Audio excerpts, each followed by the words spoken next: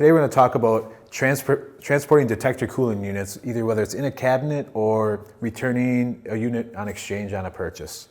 One thing you'll notice here, this orange cap up here, is for when the unit is in use. Anytime you're transporting the unit, you'd want to use the brass cap with an O-ring.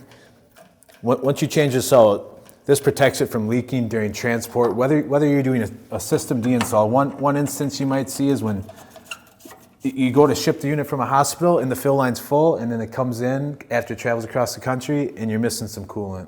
The only place that coolant's going to go is down here on the rest of your cabinet. That's something you definitely want to prevent, or in other cases, you'll be shipping a part in on exchange back to us, and we'll get parts in that the boxes are wet. That's because some of the coolant leaked out. So it's very important to take off the in-use standard cap and replace it with the transportation cap. If you need any information about this topic or any others, please see the description below.